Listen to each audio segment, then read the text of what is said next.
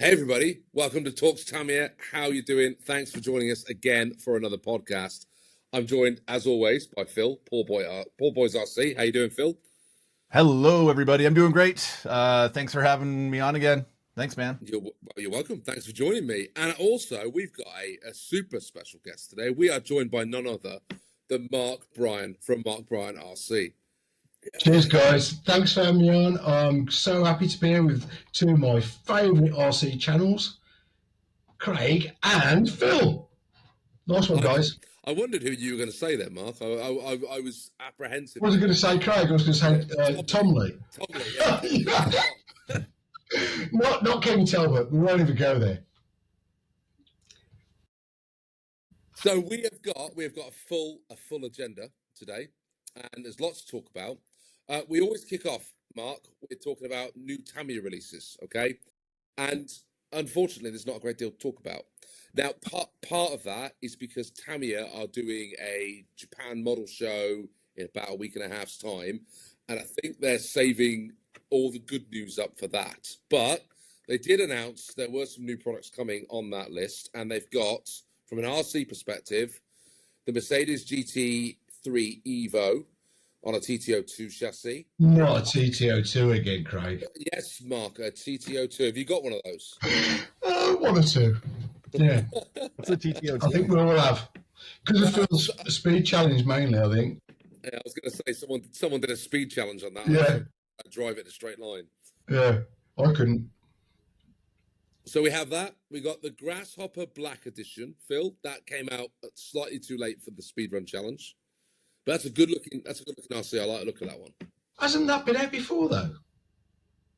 I'm sure they've done a Black Edition Grasshopper before. They did, yeah. They did a few years ago. Yeah. I remember it came out. Yeah, but now it's so that's old news. It looks good too. Yeah, it does look good, but that's old news. That's an old car. Well, yeah, they got that. They got the Hornet with the cow spots on it and the pink wheels. You know. But do you know the one? The variant of the Hopper that I really liked was the candy green Grasshopper. Yeah, beautiful. That paint. I mean, no, Phil. We shouldn't even talk about Tamiya paints. That is unfair. We should not even mention that. It's actually very unfair because we should actually talk about this in the podcast when we get a second, because I've been trying to get some colors for the Mazda 787B, and that's a whole story in itself. I'll have to share maybe later on. I don't want to cut off your intro. Wow. Okay. Well, we'll come back to that. We'll add that to any other business at the end. How about that? Perfect. I like it. So we've got the Black Edition Grasshopper.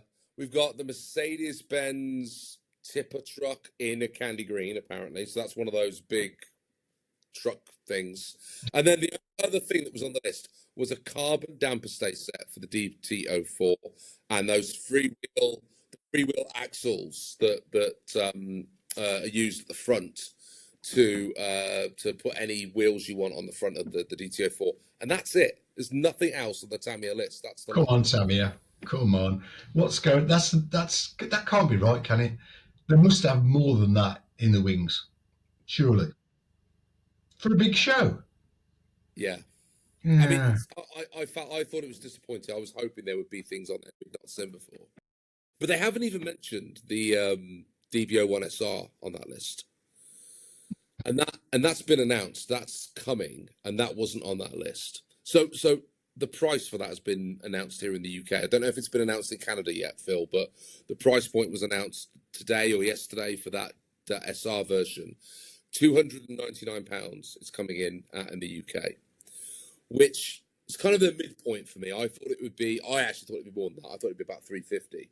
Have you had a price for that in Canada yet, Phil? Not that I know of, and in my opinion, I had a feeling it was going to come in a bit higher. £299 pound sterling is, what is that, about 500 Canadian? And I don't know. To me, that's steep, boys. That's steep. Doesn't come with a body, no motor, no ESC. I'm assuming no motor, no ESC. No. Yeah. No. I don't know.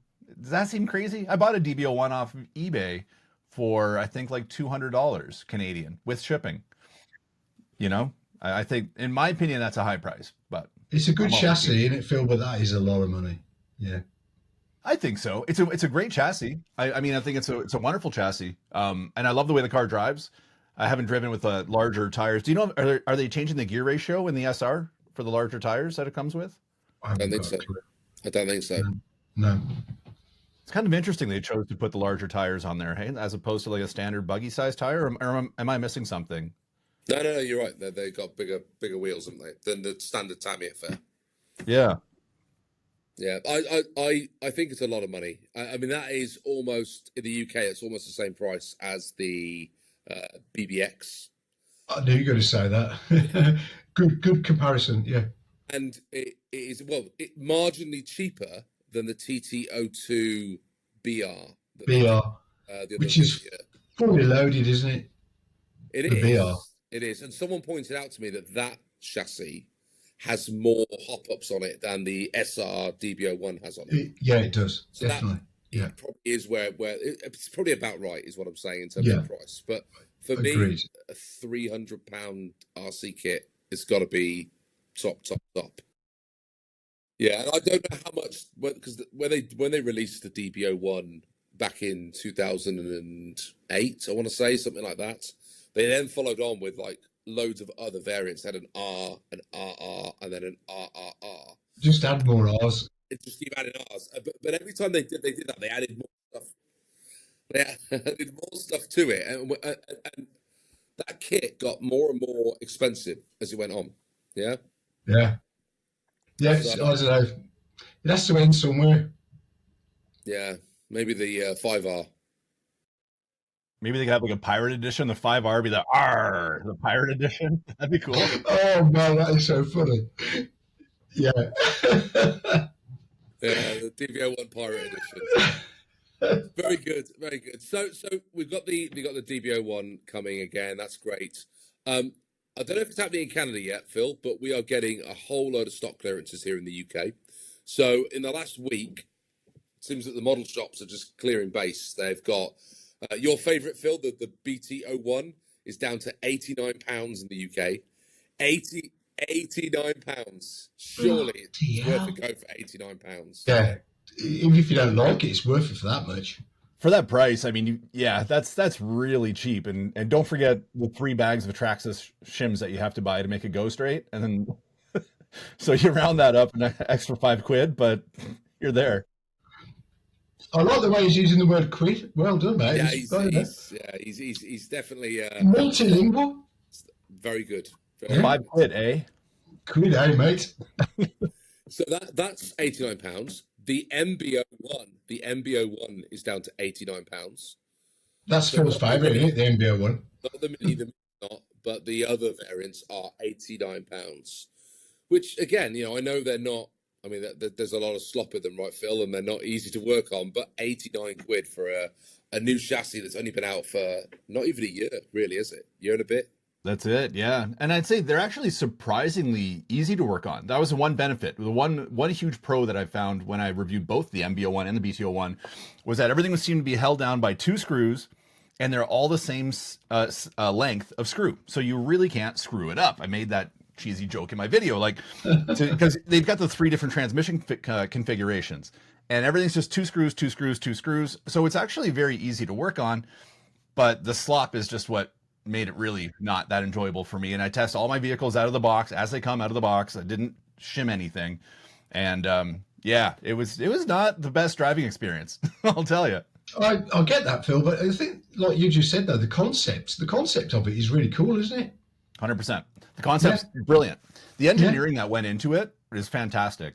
Definitely. And I'm surprised I haven't seen. Maybe someone's done it yet, but I haven't seen it yet. But I'm surprised I haven't seen someone do a 4-wheel drive version. Just get an extra prop shaft and hook it up to the front, because you've got a gearbox in the front and the back.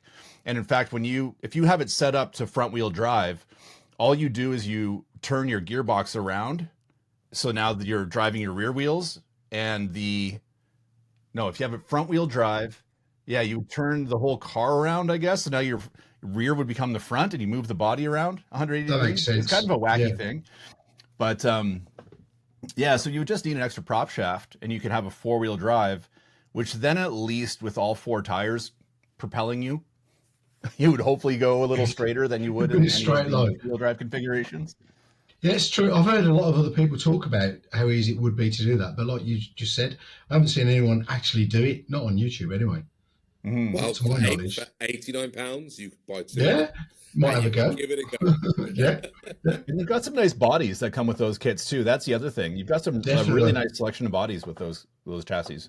Yeah, definitely. So they're dirt cheap. And I didn't notice anything else other than those two variants that seem to be getting sliced. So I think there's one of two things happening. They're clearing decks ready for the next wave of cars that they haven't yet announced, or they've got new variants of those chassis coming and they want to get rid of the old stock before the new ones turn up. Mm. I reckon. I reckon it's something new, Craig. That's my guess, anyway. I think I'm hoping they're going to come out with something we haven't seen before. That's fingers crossed from me, anyway. It's about Something time. brand It's about spanking new. time. Yeah, please. I think we you're could we onto could do something, something Mark, new. because they were pretty quiet at the Yeah, Nuremberg Toy Fair. And yeah, if you remember last year at the All Japan show, that's when they introduced both the BBX and the Kong head.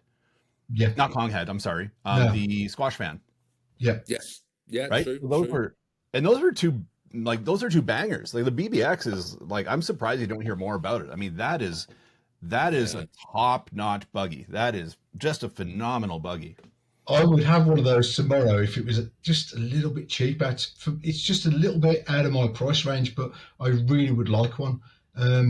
But then you've got the GTO4, which for me, I think I might actually go for one of those because it's probably a third the price, and it's in a similar vein, isn't it? I don't think Absolutely. it would perform as well, but it's that same kind of buggy, isn't it? So that Um, came out at Nuremberg, didn't it? The GTO yeah, 4 was there. That's when they launched yeah, that one. yeah. But I do think you're right, Mark. It's always nice to see a new chassis from Tamiya, and these Mm, shows are where they tend to drop something. And Phil, I've completely yeah. forgotten about the squash fan and the BBX, and you're right, both of those were dropped at the Tokyo show. So, hey, look, let's keep our fingers crossed. I'm sure something's coming from that Japan Model Hobby Show, and by the time we see each other again, we'll know what they dropped. Yeah, come on, Tamiya. Come on, Tamiya. Give us something new. Take my So, money. Yeah, take my money. Yeah. we've got plenty more RC news coming later, but before we get to that, it's that time in the show where we talk about a hero Tamiya car. And Phil, I'm going to disappoint you. I said last month, that I was going to go double, and I did. And I'm not going to give you a chance, Phil. Our Oh. guest Mark That's picked it. it. I'm leaving. I'm done. I'm done with this Sorry. podcast. I'm over it. Goodbye. See you, mate. Bye Yeah. bye. The reason I did that is because I think Mark's picked an absolute banger. So, Mark, would you like to introduce your hero Tamiya car, please? Now, Craig asked me on a quick chat we had the other day. He said, "Do you want to do the podcast and do you want to pick the car?" And how fast did I come back to you, Craig? It was instant. You didn't even think Is about it a it. strat? I was just like, you know what? I don't even have to think twice. You think of a Tamiya that's out there that's just kind of like crazy, memorable, and like has tons of performance and charm. It's the Konghead. What do you reckon, guys? Beautiful choice, Mark. Beautiful choice. Love the Kong head. Love, love, Thanks, love the mate. Kong head. Kong head It's, does not get enough love in this world. I've never driven one. I've seen them. I've seen yours, Mark. I've seen Phil's, but I've never driven one. So why don't you two tell us all about the Konghead? do you want to start, Phil?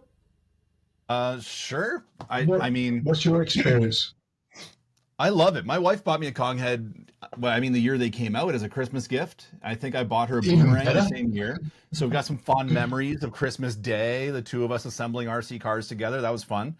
And so it's a very unique chassis because the chassis is essentially a giant gearbox and it's 6-wheel drive with Yeah. 2-wheel steering, Yeah. optional 4-wheel steering, which I didn't bother with the 4-wheel because it actually Normal. had more than enough steering I found with 2-wheel. But as a Tamiya, it comes with bushings and friction shocks. And the one thing I noticed about it was that even with the factory friction shocks, the suspension worked very well.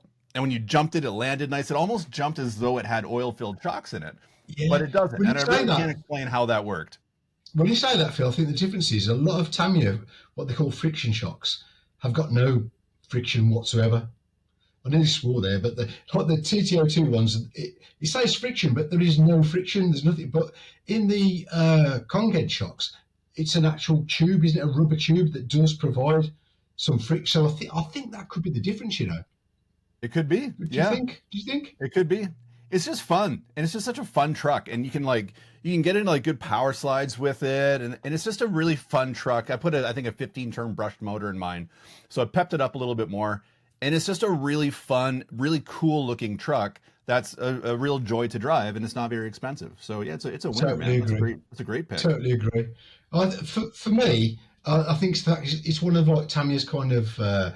It's an almost a comical car or a signature car. It's totally different to anything else out there. I mean, let's face it. How many other four-wheel drive, or sorry, six-wheel drive? What am I talking about? How many other six-wheel drive trucks are there out there in kit form? Yeah, There's I mean, virtually none. you have to go to like the transport trucks, right? Exactly. So this thing with these great big monster truck wheels, it's got this like crazy look to it.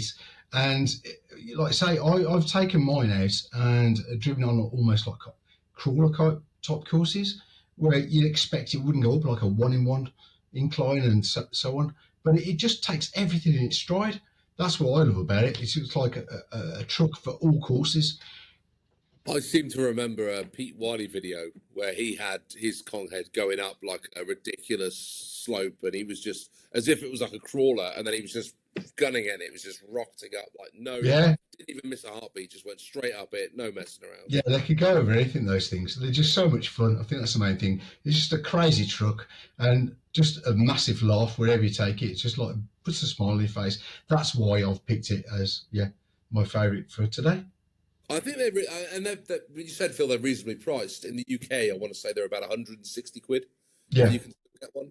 yeah, But in typical Tamiya fashion, they have these great, brilliant RCs, and then they'll be available, and they just disappear, and you cannot get them again. So when yeah, we sit here going, "Oh, this one's brilliant," everyone's going to go looking for it, and they'll be not anywhere. yeah.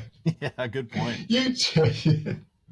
It is. I guess you could all. Did they discontinue the what's the variant of it? The Dyna Head? Is that what it was called? Remember they did like Yeah, kind of it's like that you got portal moonwalker axles. portal Yeah, it's the same thing, axle. but the same thing, but with portal axles. Yeah, cool looking truck. Really cool Yeah, looking truck. Yeah, yeah, I didn't yeah. get the chance to drive one, but they look kind of funky and kind of That that was really definitely more of a funny crawler. kind. Yeah, definitely. Yeah, Yeah. And then a school bus version as well, didn't they? yeah. Look, Oh, someone out of that's The right. Simpsons. Yeah. Yeah, that's right. What do they call that one? I Yeah, forget the name. I think it was Well, called School Bus. I think. I need to keep I my think eye so. on the market, don't I? And if I see one, maybe I need to jump all over it because I do not. I've not. You bought yours to the SummerSlam, Mark. I remember seeing it there and thinking that looked fine. Yeah. In fact, I beat all of you guys with your other I don't buggy. remember that. I don't remember Yeah, that. yeah, yeah. I can play you the video back, mate. No, it actually dumped on all the four-wheel drive stuff. But to be fair, I've got like a 13 and a half turn brushless in it, so it's pretty Yeah, quick. it's quick, That's the isn't other it? thing, though. The thing is, I put that brushless in it. That gearbox is indestructible. It's absolutely, like Phil said, it's basically a gearbox for a chassis. That's what it is. And it's built like a truck. Honestly, it's really good. Needs a fair few bearings, though, doesn't it? About 40, I think. It's quite expensive for all the bearings. Yeah. That was such a job because I built mine with the factory bushings, and then I was like, okay, I got to upgrade this to bearings now. I love this truck. Oh, no. And that job, taking it all apart, and I drive Yeah. mine on the beach all the time, so there's sand everywhere, and you can't get some sand inside. Of course, it gets inside, so I got to clean all the grease off the gears, the Nightmare. whole thing. Never doing that again. Never buy your bearings ahead of time, Phil. Do it. Good tip. Good tip there, mate. Yeah. Yeah, expert build tip. Make sure you buy your bearings at the start, not at the end. Every build, put the bearings in. It's not worth going back, is it, and taking it And all like apart. 90% of them they're all the same bearing, that 11 by 5 by 4. So I buy Yeah. them in bulk now on Amazon or on eBay. Yeah, yeah. So I buy them like 100 at a time. So I'm good to go. No, seriously though, Phil, that's a good tip for everyone out there. If you're in, you're regularly building kits, you just want to bulk buy all those standard size bearings because you'll save so much money. And Big yeah, time. it's a no-brainer, isn't it? Just put them in when you build, and let's forget Now, about it. I've got a question on that for you experts who have built far more kits than I have. I'm not an expert. Would you always put the bearings in, or like you said, Phil, running on the beach, would that not be a better use for bushings? Good points. Very good point. Yeah. So my DTO4, when I built that, I that was going to be a dedicated beach buggy. So that's all bushings. Anything that's going to be dedicated beach is I just keep the bushings in there. Yeah, because that's the one thing that you can clean it out. Like, and most electronics these days are waterproof in the world of RC, so it's not a big deal. Like, you get that salty sand on there or whatever. Even if you hit a bit of the salt water, get home, give it a rinse right away, let it dry, a little bit of lubricant, WD-40, whatever you want to use. I use some Cow RC stuff right now. Actually, it works really, really well. And you're going to preserve your parts, but there's always going to be that little bit. And I always fear the bearings are going to end up paying the price. So Yeah. I'll keep the bushings in for that. Good point. That's a good point. That's the one exception I think in it, guys, where if you're running in salts, forget the bearings. No point. They'll just rust up. So a good bit of RC tips and advice for our Yeah. listeners. It's not just us larking about and having fun. It's educational. So good choice, Mark. Thank you. Well, always fun. It's always fun. It's always fun. Good choice, Mark. Thank you for that. That was a fantastic choice. Phil, you can pick the next one. All right, I'll pick the next one. Can you tell us now or no? No. Oh, God, spoil it. About it, mull over it. It's not quite as secretive as a speedrun car, but it's almost up there. You're just going to invite Pete Wiley next time and give it to him. That'd be funny. Disappoint me again. If you got Pete Wiley on the show, you probably wouldn't be able to broadcast most of it. So I know I've been a bit of a problem, but I'm trying to be good. So we'll move on now to a discussion point, and I think this is one that I do think someone wrote in with this, and I cannot remember who did, and I apologise. If there's a listener out there that wrote in with this question, I apologise. So the question is to ask us, what do we perceive to be better value for money? A cheap RC kit or a more expensive RC kit? And I like this question because, and we talked about one, I think it's a really good example of this a minute ago, and that is the BBX with all of its lovely design and frills and everything that's with it, and then the DTO4, yeah? And there's plenty of examples where you can find yourself a super astute, which is absolutely beautiful, but is it that much better than a DTO2? Now, I'm going to open this up for you guys to tell. There are going to be all sorts of people in the comments like complaining about this segment. I am sure about it, but Yeah. I have my view, which I will come back to at the end. But I'd like to ask you guys what your views are. Craig, have we got 3 hours? Because this could just go on and on and on. Don't worry, Mark. I will keep you Yeah. time. Don't worry. I know what my viewpoint is, but yeah, go for it, guys. Well, you go. You've got the ball rolling. Let's hear the You sure? That's very kind of you. Well, my very good friends. From my experience, I would say cheap. I'd start with cheap because, some of the basic kits put a smile on your face and that's good enough. And if, after 6 months, 9 months, 12 months, you're still going out and running that car, you can then start to upgrade it. Do you know what I mean, guys? I bet both of you have been there. So you get something and it's great fun, and after a bit you think, what else can I do? So this, and you look at there's a plethora of hop-ups and mods you can do, and then that's when it gets even more interesting if you're still into it after your initial outlay of like a cheap amount of money. So you might have spent 70, 80, 90, £100, and then after RC hobby might not have been for you, but it's 6, 9 months time it still is, and then world's your oyster. You've got all those options then that you can then start enjoying with your newfound hobby. Or you can make your own hop-ups. Well, exactly. What I have done. You've seen some of my videos where I love making my own custom parts. So yeah. Like I say, world's your oyster. That's the best part about this hobby for me, is adapting stuff, tuning stuff, and making stuff how you want it to be. That's my take on it. So, Mark, you're very firmly in the cheap and then upgrade as you want camp. Yeah, I think most of my RCs, most of my Tamiyas are entry-level, cheap Tamiyas that I've hopped up and modified over time, and I've kept every single one from when I started 40 years ago. I've got every single one of them still. So I've got like 50 Tamiyas now, and I've never got rid of one of them. I love every one of the bloody things, and they've got a unique history and memories for me. So as I'm getting older, yeah, it's just a beautiful thing for me. Yeah, I really mean that, guys. It's just like, yeah. Phil, I want you to go next. Okay, Poor Boys RC. I think the clue might be in the name, but I'm going to let you talk It might about. have a similar background, I think. Is it cheap or is it expensive, Phil? Detective Craig is on the case. Oh, Yeah, well, I mean, Sherlock Craig. the name does say a lot, doesn't it? No, like I can look around at some of the expensive kits and I can look at the cheaper kits. And here's the thing: if you're getting, let's just say you're getting into the hobby, and you and your buddy are going to get into the hobby at the same time, and you buy a DTO4 and your buddy buys an RC10. Let's say like an RC10 Riri. So, similar in terms of, styling, age, engineering designs. But one is, a specced out race car of the day that, the RC10 that would have cost, I think they're $600 Canadian these days. And you have to put a motor, ESC, paint your battery, steering On servo, the top of the whole nine. 600. Yeah, they're 600 Canadian. Yeah. Wow. So, you're you're gonna get into $700-800 pretty quick. You buy a DTO4, which is a new model. Let's say we can say a DTO2. That's going to be $170 Canadian with the motor and an ESC. You're going to put both cars down. You're going to race around. Both of you are going to have exactly the same amount of fun, in my opinion. Yeah. You're both going to have a great time. Yeah.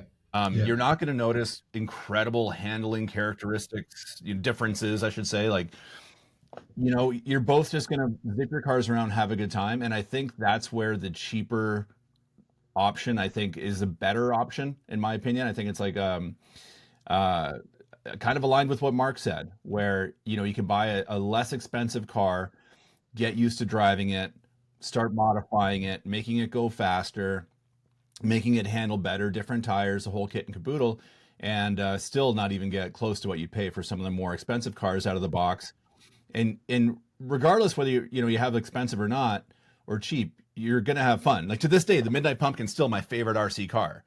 I've got $2,000 RC cars and I've still got $189 Midnight Pumpkins, and that's fucking pumpkin, man. Every time you put that thing down and you hit it and it wheelies and goes, meh, makes a sound and tumbles and rolls. It's the most fun you can have. It's just the best. So, And that's one of their cheapest kits. Yeah, and it's been around for 40 years now, almost. Yeah, about 40 years, and not quite, but almost there. And you just can't go wrong with them. So I think I'm with Mark on this one because I bought a lot of expensive ones. Because the thing is, you buy a really expensive kit too, and you don't want to damage it. And they look so nice, and they've got the high end finishes on them, my Avante or my Agreste. Like I can't bring myself to put a scratch on either one of those cars. So I just stare at them. I don't even get to drive them really. Whereas a Pumpkin or Lunchbox, Monster Beetle, I take them out and beat the tar out of them and have a great time. Yeah. Yeah. And I think I agree with both of you, except. So I do agree with the cheaper cars. I do agree with the frills. I do agree that you can take those out. You can have absolute fun with them, and they are wonderful. And you can drive them around, and you can upgrade them, and you can repair them when they break. Which, let's be frank about it, we've all been there. Yeah, you've driven the car, you've broken something, the axle's snapped off, or the arm's broken, or the shock's popped off, and you've got to repair it. So you go and you find that the parts for those cars, firstly, are easy to get. Secondly, they're cheap, and the repair is usually pretty quick. However, my entire perception of all of that changed when I drove the Top Force Evo. And at that point, I realized that there is a place for those higher end cars that are just perfect. You put it together. Yes, but then when you drive it, you can definitely feel the difference between the Evo Absolutely. and a TTO2B. Yeah, and I really like the way the TTO2B drives. It's great on my track, but the Evo is something else, and you lap that thing, and it just time and time and time again. And interestingly, the DB01 was very, very similar to that. It just drives really well. And then you go, wow, now I see why they're more expensive. But are they double or triple the price? I was just going to ask something, Craig.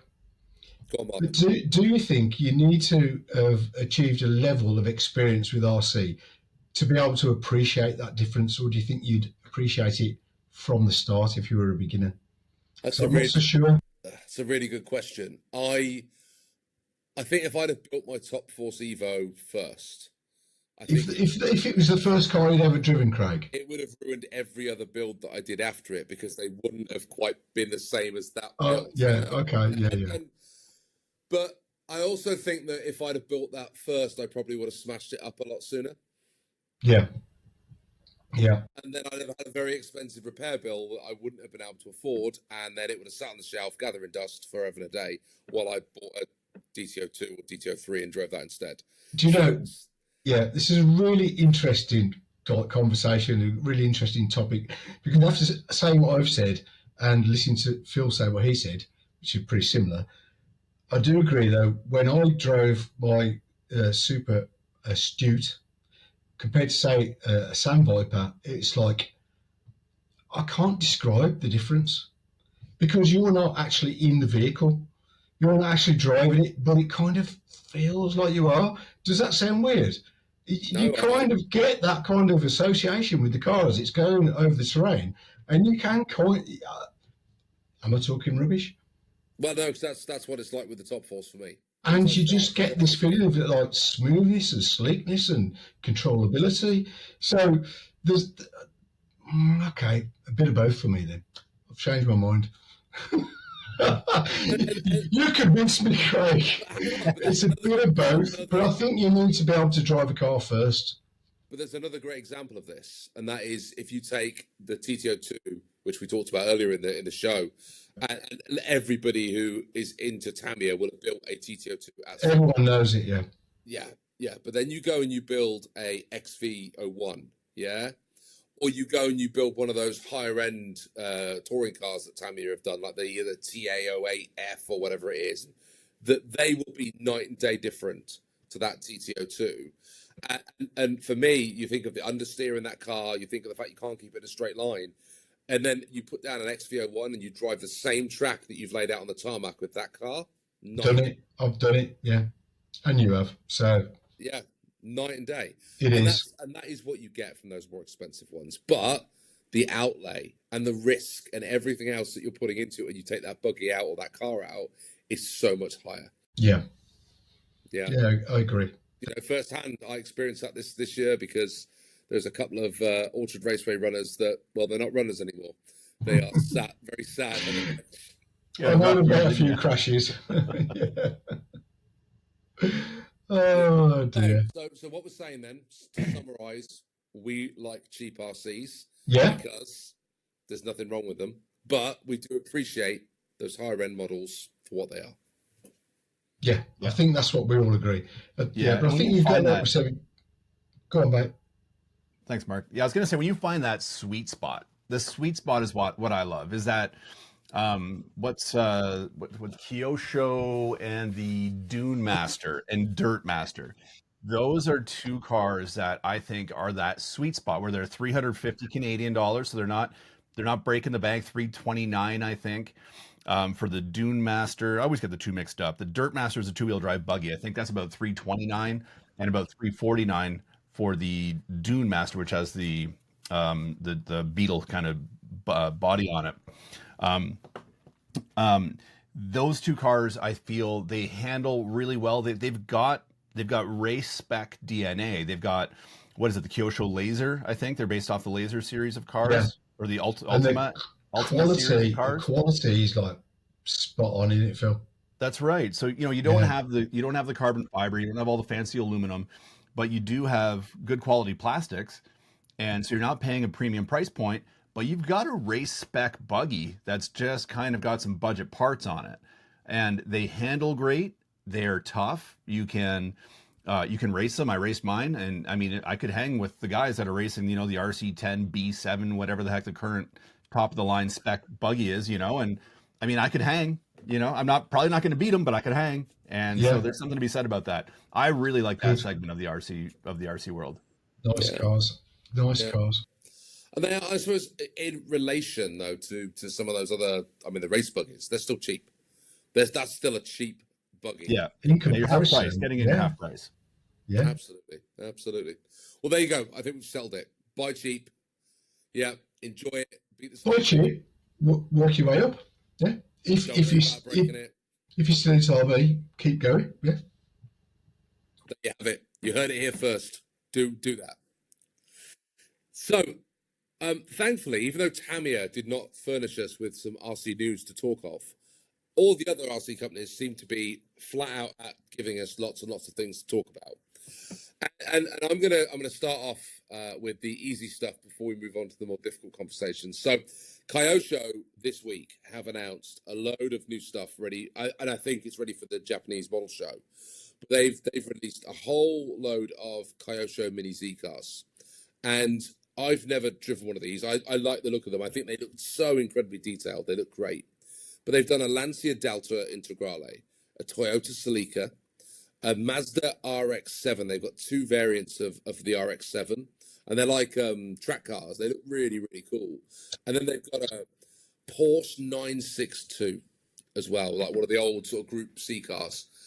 And I've not got any experience with Mini Z. Have either of you two driven any of those sort of cars? No. I've driven mini 4-wheel drives, mini 2-wheel drives, but not a Kyosho Mini Z. I think they're the top end when it comes to that segment of RC. I haven't driven one of those yet. No, nor me. So we've got nothing to offer other than they do look really, really, really good.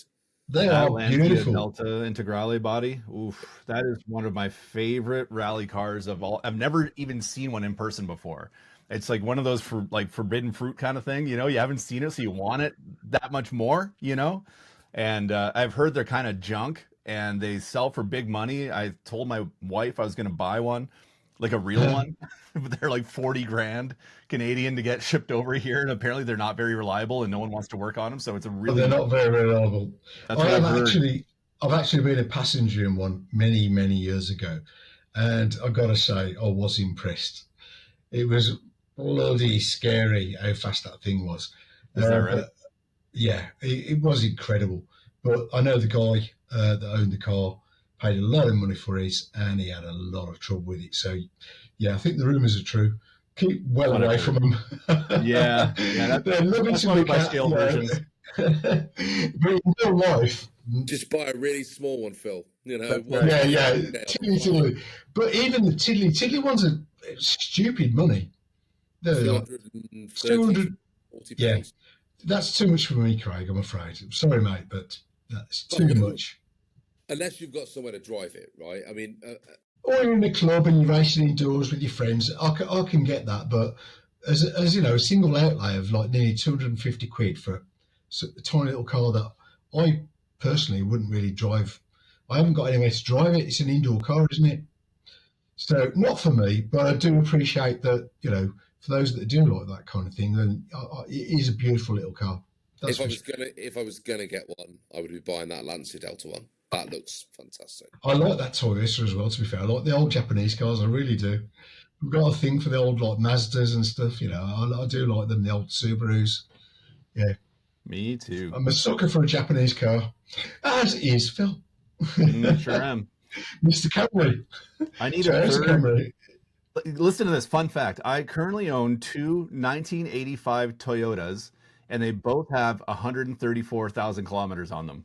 That says something, doesn't it? That's something, isn't it? The Japanese know how to build a real car, and they know how to build a remote control car too. That's for sure. That's right. That's right. God Yeah. bless them. Next in Yeah. the stable, I need an early 80s Toyota pickup, 1980 to 87. Either Marty McFly or I'm going to go full Toyota Bruiser, depending what I can Do you get. know what? You just said that about pickup. Back in the 90s, I had a Leyland, Craig. A Leyland, yeah. Morris Marina pickup. The worst car in the world. But I bet you it's worth a few bob now. Well, I don't know, it's long gone, but it was absolutely pants, is all I could say. Japanese all the way. all the way. Japanese cars, mate, all the way. From Japanese way. cars to Japanese bikes. Well, not Japanese bike, but well, I suppose it is. Well, actually, it is.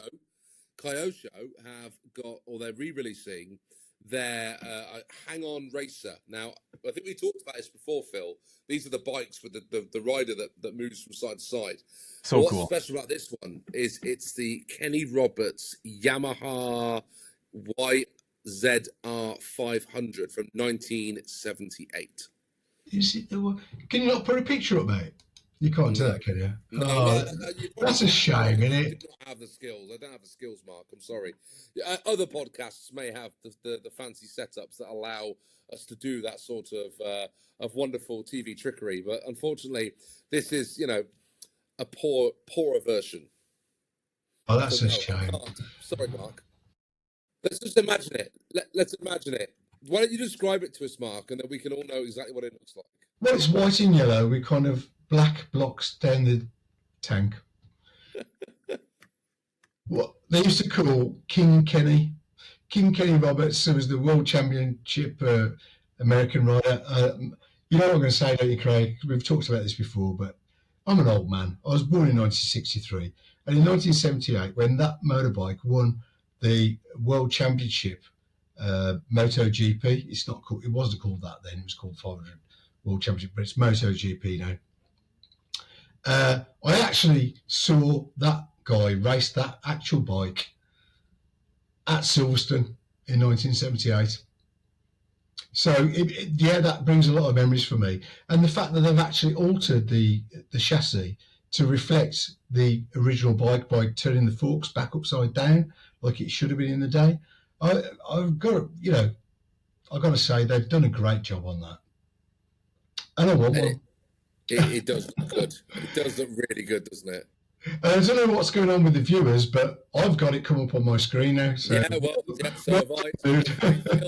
Phil technology. I figured it out. Look at that. You guys see that, right? His face. I mean, what a brilliant job they've done with that. Well, I would imagine you've got to paint that yourself, and with my painting skills, yeah, it is a kit. Yeah, he wouldn't. Those eyes would not be that crisp if I was doing it. I can tell you that for free.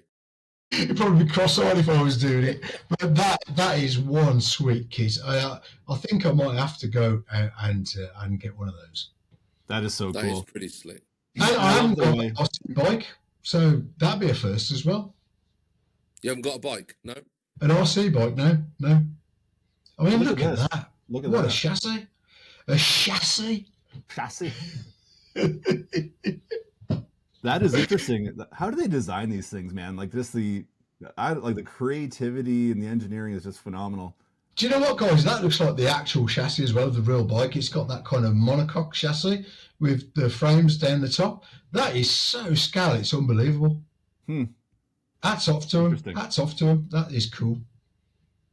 I'm blown away by that. I watched their promotional video for it, and we're back. And after just seeing how the rider like leans into the turn, oh my gosh, that is so cool. You can have so much fun making like a running video with that, with a chase car, a bunch of GoPros with different angles. You could have a ton of fun. How does the rider move though? Is that another servo that's doing that? Got to be a servo. I think there's a servo on the seat, Craig. If when I looked at it, I think the seat moves and it moves the rider from side to side. I'm not sure. Changes the weight on the bike. I think so. Yeah. Very clever. Well, Mark, when you get it and you build it and you do one of your fantastic videos, we'll all know exactly how it works. Yeah, I'll get it and build it, then I have to get Phil to come over from Canada, all the way over to England, so he can film me, because I need a decent poutine, yeah, and also, and I could do the decent cameraman, you know what I mean? Because that Rob Brennan is getting on my nerves now, you know. Sorry, Rob. Tired. You know what? He might be making a comeback. Oh, very good. Keep your eyes open. Come back, Rob. We miss you. Breaking news. Oh, yeah, we might hear a little bit later when Craig asks us about what's going on in the channels. But yeah, if we haven't, everyone's gone to sleep by now. I don't know. No, not at all. I hope not. Some people listen to this when they're driving, so I hope they don't fall asleep. Oh my gosh, no! Stay awake, guys. Health and safety warning. Stay awake. Kyosho, Mark, have not finished yet. they have a Toyota Tundra Drift Phaser, which I'm not really into, and then they've got a hybrid Phantom Plasma all-wheel drive pan car thing. So they've gone all out. They have really gone and said, we're putting out some decent stuff back in the market. We're celebrating 30 years of being in Europe. We're celebrating the Japanese show. Yeah. And they've given us some stuff, which is great. Yeah. Great. Well done, Kyosho. Yeah, fair play to them. Guess who else has got some new models for us to talk about, Phil? Who else? Well, who do we always talk about in this segment? Every single time. Not Who me. I don't know. Let me think of a company that's releasing a car at least once a month right now. Who could that be? Or a truck. Or a crawler, or I saw someone posted up on the Facebook page, Phil, where it was an RC10 digger. Did you see that? Yeah, that was my buddy Matt that did that. He just kind of like used some AI, I guess, and came up with that little concoction. I made a joke. I said I thought it was gonna be like an RC10 shopping cart was gonna be coming out next. I mean, it'd be pretty cool, right? Audi on it. Yeah, like angry Karen shopping cart driver with like the 2008 Karen swoop hair. You know? So they've got two models. The first is the RC10 Rally Porsche. It didn't say Porsche. I'm sure we can't say Porsche. You can't say Porsche. You don't want to get sued. So okay. Say Porsche. Rally car. Just say Porsche, because otherwise the purists get really pissed off, annoyed. Porsche. It does look like a Porsche, doesn't it? Yeah, it does look like a Porsche. And you know what? I'm gonna say it. I like it. I'm putting it out there. I don't care. Judge me all you want. I like it. I don't know. I want to see what the price point is. I'm probably already know what it is. I bet you it's going to be $550 Canadian. I don't see them being that popular. I can see them being discounted in a little bit. Like a lot of the J Halsey and the green broccoli RC10 and some of the other ones are, they're sitting on shelves right now, and they're starting to come out discounted, pretty significantly, $80 kind of thing, $80 to $100. So I might wait for that. But I actually kind of like it. It looked like it performed well. I actually really do like the RC10 white plastics. A lot of guys don't like those. I do like them. And the gold shocks I think look cool. The body, I think it's just screaming for Tamiya Porsche 959 livery on it.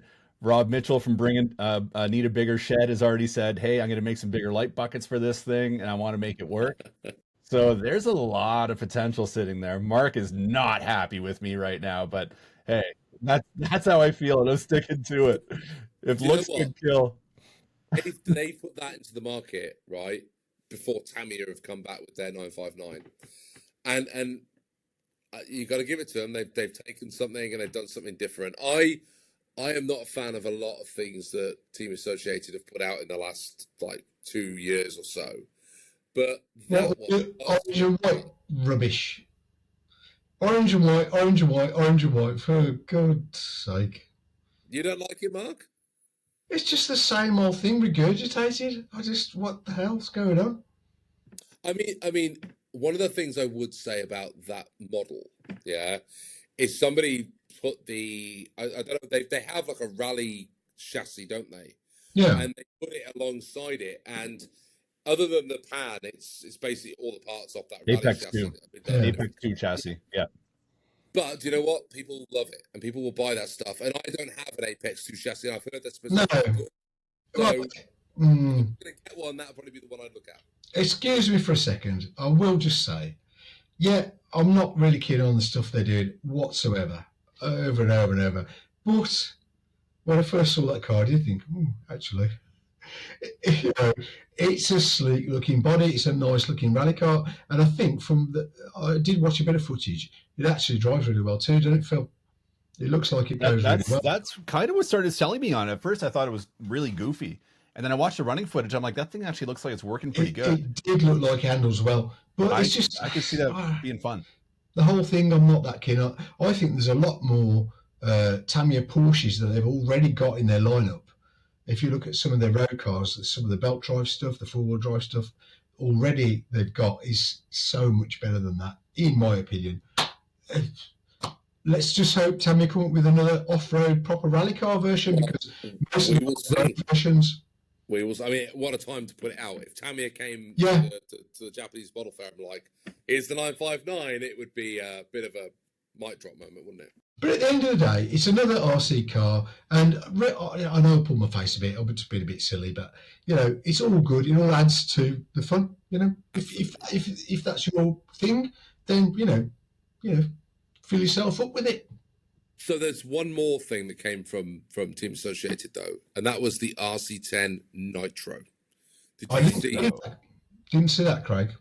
Did you see that, Phil? I sure did. I watched the promotional video. Yeah, you know, I think it's quite expensive. Does not come with a motor, nitro engine. Does it not? It does not. Well, it's called a nitro. Surely it comes with a nitro motor, Phil. It does not come with a nitro motor. At least, you know, the specs that I was looking at, I was looking on A-Main. I think I was right on Team Associated's website, and they were saying they recommend their motor, whatever motor it was. I'm not a nitro specialist. I don't know. But it was like a 0.12 or 0.15 or something like that, little small block. And they said that's what we recommend. But you can put in whatever motor you wish. And I think that's great for flexibility. But the whole thing that stinks in my opinion, I think in a lot of people's opinion about Associated and their sort of guerrilla warfare, their blitzkrieg of re-re's, is that it's like it's too much too soon and it seems greedy. I've heard a lot of people say that, and I would agree with it. It does it's a little stinky. It smells a little greedy. And I'm all for making money when you can make money. You know, make hay while the sun shines. It's a business. Re-re's are hot. Strike while the iron's hot. I get it.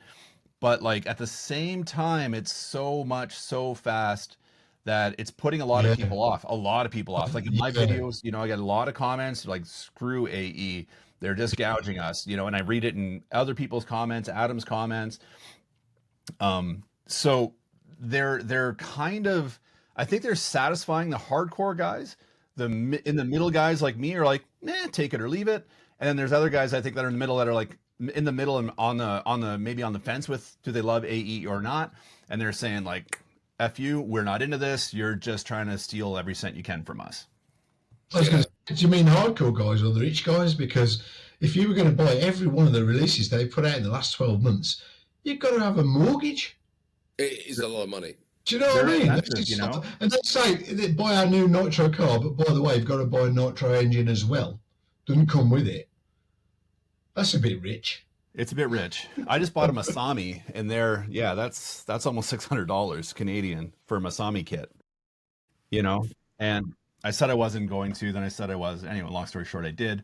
And a Kinwald, and I'm not going to lie, I still want to get a Kinwald because, you know, I grew up watching those guys, man. Like, you know, I was this poor kid in Ontario that I there's no dream of me ever hitting a track like that or even driving a car that nice.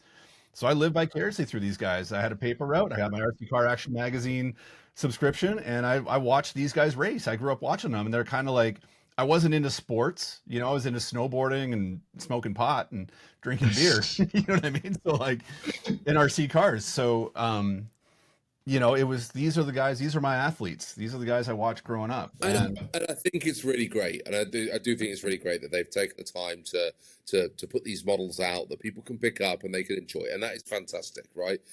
But I do think you're right. They have saturated the market. They put far too many out. You know, you can pick up some of those special editions that they did right at the start. I go back to, remember they did that clear one where it was all like perspex. So you could see through all the parts, all translucent. Yep. You can pick those up now almost 50% off. Yeah. Brand new. Right there. And I paid full pop for it. Yeah, now they're half price.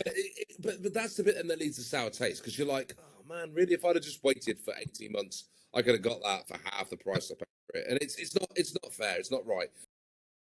But I also, you know, and this is the other flip side to it as well. Sometimes you don't want to meet the legend. You don't want to meet the myth, okay? Because I go back to the Schumacher Cougar that I got. Yeah. I remember. That thing was a nightmare. Yeah. And then I hear all these people who are building their RC10s and you had it, Phil. that four-wheel drive one where it's all different metrics, and you've got imperial and you've got metric. It's just all Nonsense. wrong, and then there's all bits that are missing, and so there's a bit of it. Me, it goes. Actually, maybe these guys should have left the legacy back there and just done something different. Just do something completely different. But they're still there, and this time next week there might be another one, and we could talk about another one. Yeah, they probably Now, will. there's no nitro engine in the nitro. If you're buying a nitro one, just be aware of that. Good voice. If they So- do come out with an RC10 livery shopping cart, I want some sort of credit for that. I said it first. I called it first. I'm gonna say they stole my idea or something like that. And if it happens, it damn well better come with a nitro engine too. Yeah, That's better. April 2026. We'll have an RC10 shopping cart. Yeah, we'll talk about it then. I'm taking mine around Sainsbury's, mate. Yes, my shopping cart, definitely. Orange and white shopping cart.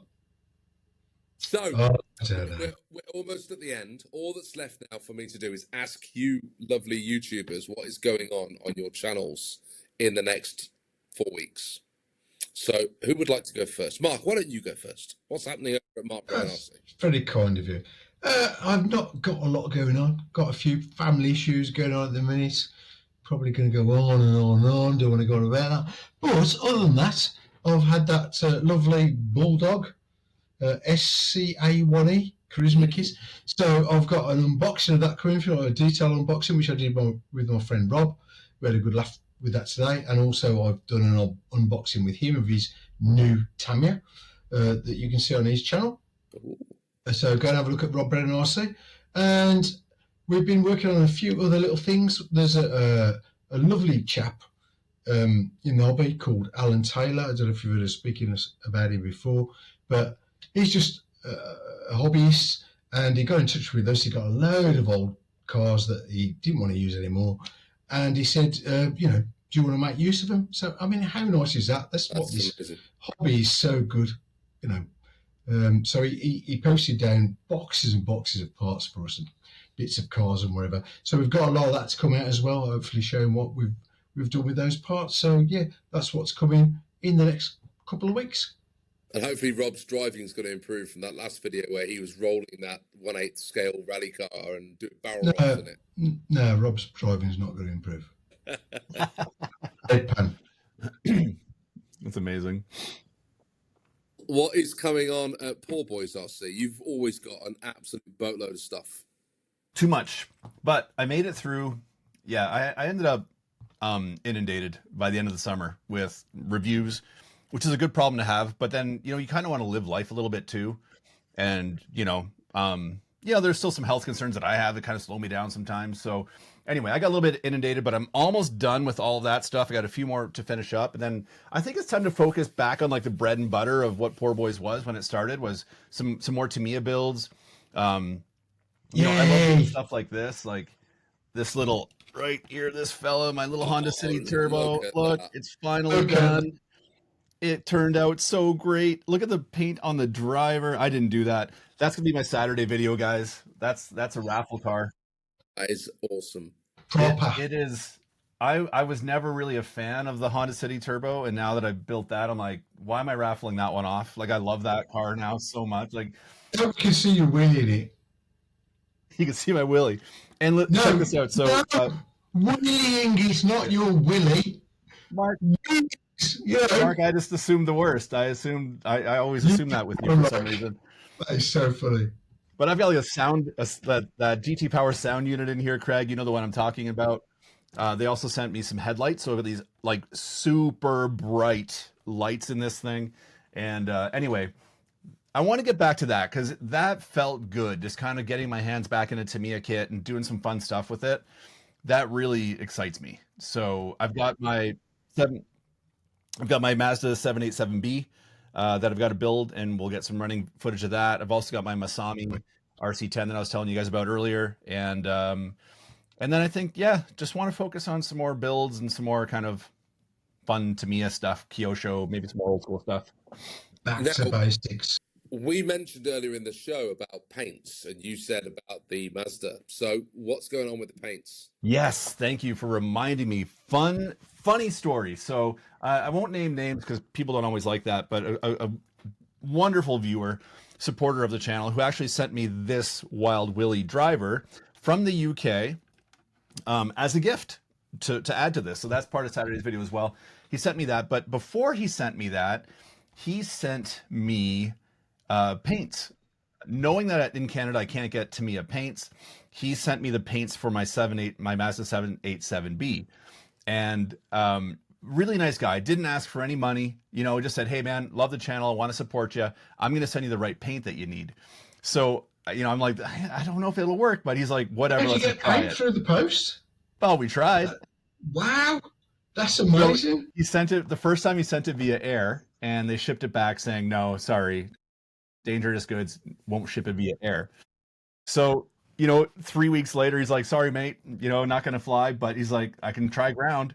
So he shipped it a second time via ground on the slow boat. Wow. And it made it overseas, but when it hit customs in North America, possibly Canada, they detected what it was, and they said, you're not getting it back this time, and they destroyed it. Oh man, that's what they said. That's what they said. The guy that opened it's probably like, sweet, Tamiya paint, I'm gonna go take this home. But yeah, so thank you to the viewer. I'm not gonna say your name just because people don't always like that, and I didn't get your permission before this. Oh, that is so sad. But so you haven't got the paint. No, I've been looking for paint for 5 weeks, trying to find ways. You need? There's a fluorescent orange and green. I forget the PS numbers, but you tell me the PS numbers. I'll put them in the comment section of this video. Yeah. Craig's going to swim across the channel. I'm not. Yeah. With a rucksack on his back with paints in there. Yeah. Long distance swimmer. Maybe there's a friendly Canadian, viewer that's got those paints that you need in their lockup. They go, Phil, I'll send them to you. So that's a good point. I hadn't thought of that. Got to put it out there, man. Yeah. So you send me the paints you need, Phil, and I'll put it in the comment section, and we'll see if we can get some traction. We need to get. Come on, guys, you can do it. Come on, guys, we can do it. That's the one. You know what I mean? I don't mind going non-box art, but that's one where you want to go box art. Definitely. I think it's really important to go box art on that one. Yeah. Well, let's see if we can get Phil's paints. That'd be a result. That would be something. So what's going on with me? I was going to say we missed out on what's going on. I always go last. I'm very humble. So what a great show. Because of Phil, I also now have a GT Power sound unit. So thank you. And there's a review coming of that because I've then put that and installed that in my lunchbox, and it is awesome. Really, really, really pleased with that. I've got some other GT Power products which I'm going to be testing and putting up on the channel, and I'm doing my Raider project that I've started. So I took an old Raider chassis, which I didn't end up using the old chassis. I ended up doing a whole new build, and I've got this FPR mark. Is that it's not the carbon fiber? It's FRP. FRP, thank you. I've got the FRP plate. The front bulkhead goes on. The rear bulkhead goes on. It's got the gearbox from the Raider in there, and then it's all just uprights are all different as well. You can use the Kyosho big ball shocks on it as well. This thing is awesome. It's sweet. But when I've seen it together, I snapped one of the rear arms. And I don't have a Craig. Some late nights on eBay, and I finally got the arm. I found it, but where I snapped the arm, I was trying to take the rear hub off it, and that is because of how many years this thing's been on this arm. It's just fused together. There's getting it out. Then I had to find some hubs at the back, and they're on their way. So I've hit the brakes a little bit and thought I'm going to get all this stuff, but I thought I had everything. And those two bits I didn't have. Retro restores. What are you doing? You know what's funny is that earlier we're talking about expensive versus cheap cars. Where all these cheap cars that Craig's trying to keep alive, he could have bought a brand new Maserati. Costing a fortune. Yeah. All of his 80s cars from 2025 summer. Oh man, this Raider is going to be really expensive. And then I'm going to take it out of the Orchard Raceway and smash it up into the grass roller or something like that again. You better not. No, I've got to look after this one. This one's too good. So that's coming soon. And then Also, in 2 weeks' time, the return of the Orchard Raceway Series. Yay! I'm excited for that. It's been long enough. I know. Well, I just held it all up. I've got all the footage together, and I've done the first edit. I've got 2 more to do, and then you'll see, who came out fastest this year on the Orchard Raceway. Have we got like 2-wheel drive versus 2-wheel drive and 4-wheel drive and rally cars? Have we got? Well, I've got rally cars coming at another point, yeah. But what I've done is I've split it into just 4-wheel drive, 2-wheel drive, straight shootout. Who goes fastest wins. Yeah. Can't wait, mate. That sounds cool. So we're back on it. Look forward to that. We've done over an hour, which I think is really impressive. Yeah, there was me saying to you, Mark, it might be 45 minutes. Who knows? We did a whole hour. Flies by every time. Yeah. Last thing I want to say to our viewers is, if you've got anything you want to know, if you want to ask us any questions, if you've been dying to know something about the hobby or something about our channels, please get in touch. There's email addresses. I'll put them all in the show notes. Please get in contact with us and let us know what you'd like to hear us talking about in future podcasts. Mark, thank you very much for joining us. Thank you very much for I know it's late. It's way past your bedtime. It is, but honestly, I've really enjoyed it. And like I say, it's great hanging out with 2 of my best RC buddies. Oh, cheers, pal. Anytime, mate, I'll be happy to join you. Good man. Really enjoyed it. And Phil, thank you very much for joining us again, all the way over from Canada. It's not late at night for you; it's sort of mid-afternoon, isn't it? So you're going to go and build some Mazdas or play with some Toyotas or something like that. Yeah? I'm going to crack an IPA. Subscribe to his channel; he's really good. Go on. Well, yeah, do that too. That'd be awesome. Yeah, and Craig. He's not too bad. He's not too bad, honestly. Yeah, and Mark. And Mark, where's the button? Hit the button. Brilliant, guys. Thank you very much for joining me, and I look forward to seeing you both soon on Talks Tamiya. Thanks, guys. See you later. Cheers, mate. Cheers. Thanks, dude. Bye now. Adios.